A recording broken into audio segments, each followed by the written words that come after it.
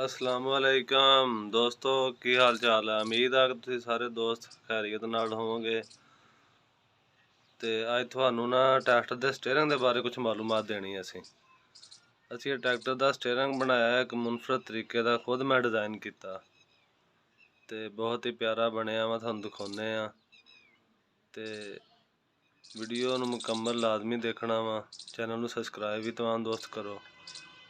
ते चलो अज चलते हैं अज दी वीडियो की तरफ। आ देखो जी, आ स्टेयरिंग असी बनाया वा ट्रैक्टर दा। MF 375 ट्रैक्टर आ, 2021 मॉडल।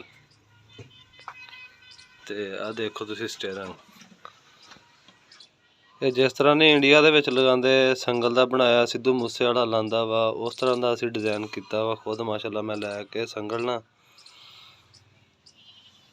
आयरन दी दुकान तो संगल लै गया। तुसी देखो ये मैं थोड़ा जिहा वड्डा बनाया वा, वैसे तो छोटा हुंदा ना। पहले इहदा जैनवन जिहड़ा 375 दा ट्रैक्टर हुंदा वा स्टेयरिंग, तुसी देखो बड़ा ही जबरदस्त आ।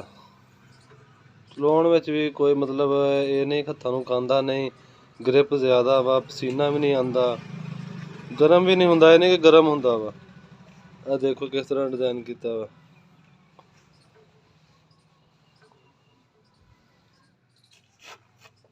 ये बहुत ही प्यारा बनया जी।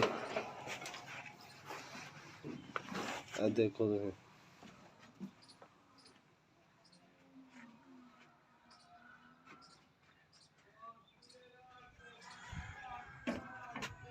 आ देखो कितना ही प्यारा बनया स्टेयरिंग माशाअल्लाह।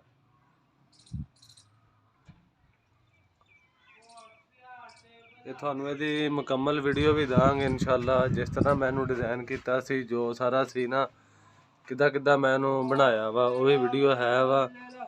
थानू वो भी दोस्तां नाल शेयर करांगे इंशाअल्लाह। ते वासदे रहो तमाम दोस्त, ते साडे चैनल नू सबसक्राइब करियो ते वीडियो नू लाइक जरूर करियो। अल्लाह हाफिज़।